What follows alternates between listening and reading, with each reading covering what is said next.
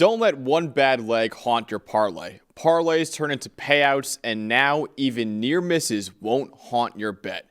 The NFL season is here, and DraftKings Sportsbook, an official sports betting partner of the NFL, is rewriting the rules with Ghost Leg, a new game-changing promotion that turns close calls into cold, hard cash. Best of all, it's available to all DraftKings customers.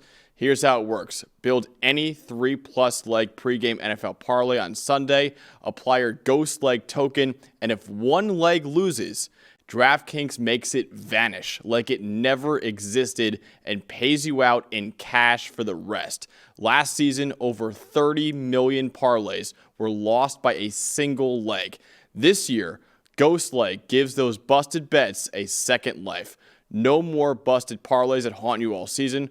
With Ghost Leg, the bad leg vanishes. The payout doesn't.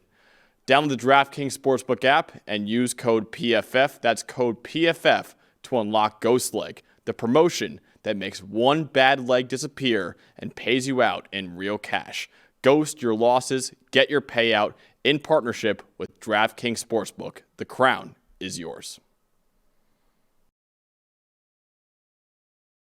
All right, the final game in our Week 2 review is Missouri taking down Kansas in the first border war in 14 years. 42-31 was the final score in that game. Let's go over the highest graded player, starting off with the victorious Missouri Tigers. Their highest graded player was wide receiver Kevin Coleman Jr. with an 87.2 grade. Another wide receiver here in Donovan Olugbode with a 79.2 grade. Running back Jamal Roberts, 79.1. Edge rusher Damon Wilson II, 79.1. Chris McClellan, the D tackle, 75.3. And Bo Pribula with an 87.8 grade, the highest graded player for Missouri at quarterback.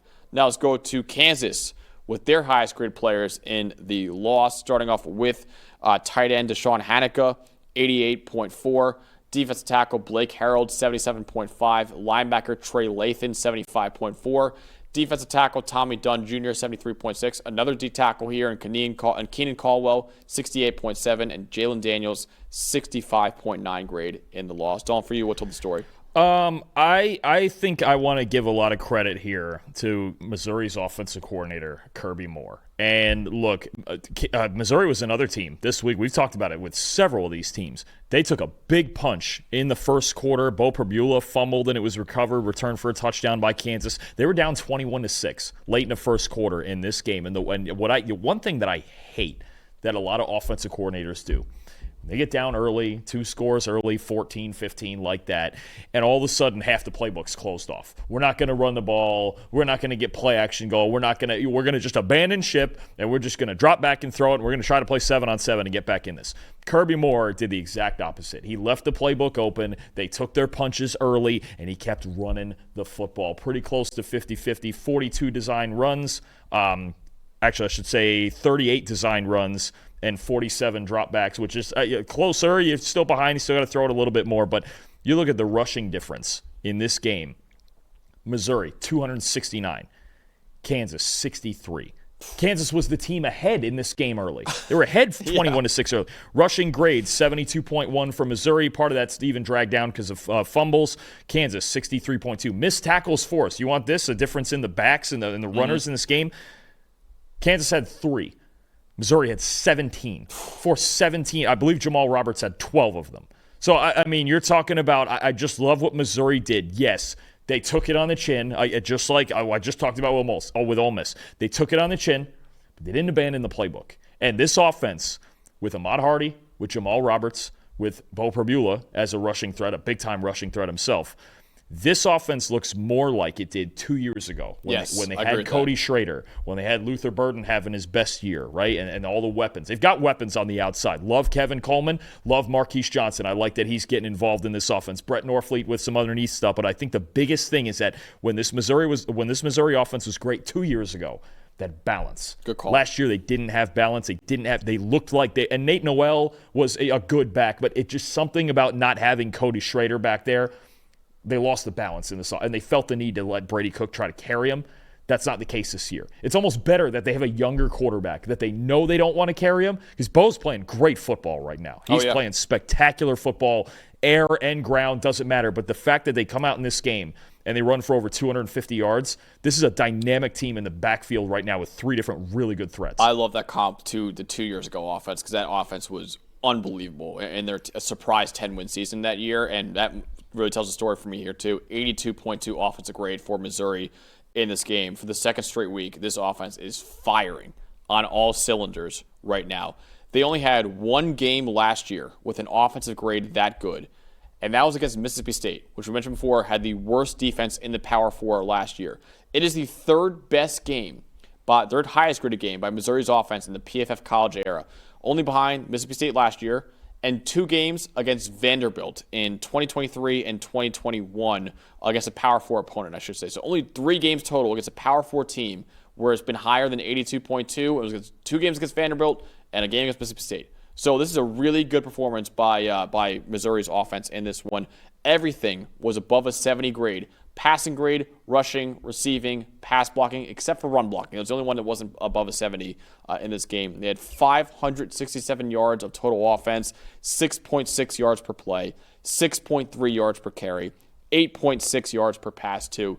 This Missouri offense looks lethal right now, and I'm really, really encouraged by the development of Bo Pribula, which I'll talk about in a little bit, and the running backs too were outstanding in this game too.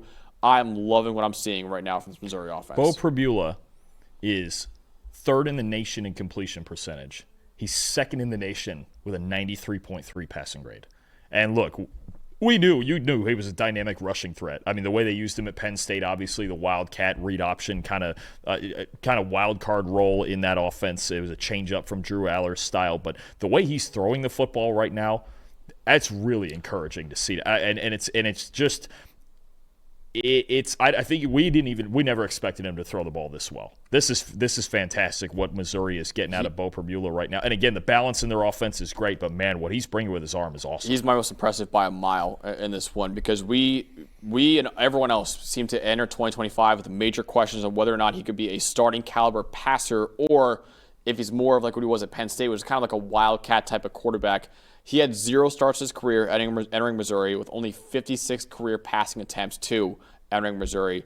So far, he's shown he's more than capable as a passer. 91.9 passing grade against Kansas, 30 for 39, 334 yards, 3 touchdowns, 3 big-time throws, 1 turnover-worthy play, 83.8% adjusted completion rate. And like Dalton, you just mentioned it, 93.3 passing grade, 2nd best in the country, only behind Eli's guy, Joey Aguilar, right now.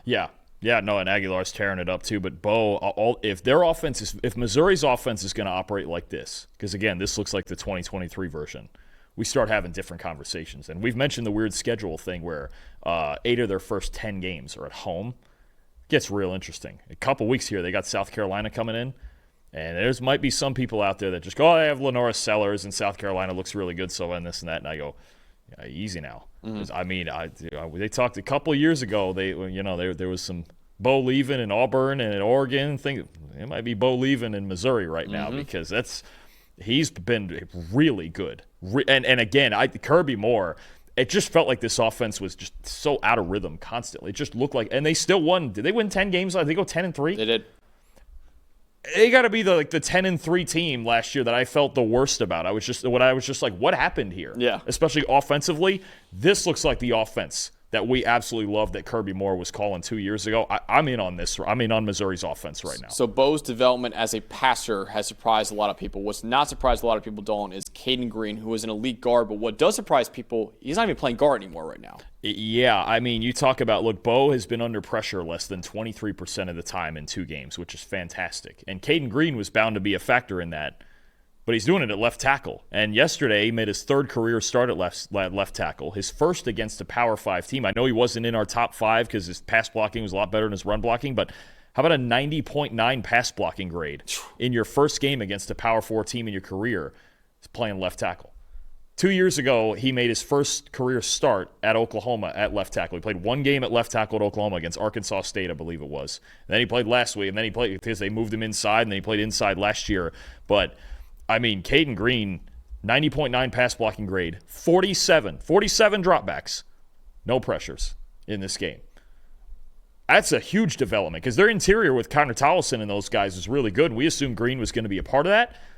But Green playing left tackle at this level in the SEC, if he holds that up and Bo is kept clean 3/4 of the time, you got a real problem with this Missouri offense. There's a lot of nice developments happening right now. I thought he was the best left guard in the country entering the year, and now he's playing great at left tackles. A lot of like Donovan Jackson, it feels like last year at Ohio State, and not even out of necessity either. Like he's playing left tackle and he's dominating there too. Put your best 5 out there. Yeah. And if that includes him at tackle and he's able to do it at this, I know Kansas isn't a great pass rushing. Tell you what, see, like I just said with South Carolina, Mike, you're going to see him in a few weeks against Dylan Stewart. Must be a great matchup. Yeah. Brian Thomas, you win that matchup. Now you're onto something with Caden Green playing tackle. Yeah. So what I thought was the best left guard in the country entering the year is now looking like an elite left tackle too for Missouri. Just an elite offensive lineman all around. Caden Green was dominant in this one against Kansas and Missouri overall, getting a big win in the border war, the first border war in 14 years with a 42-31 victory.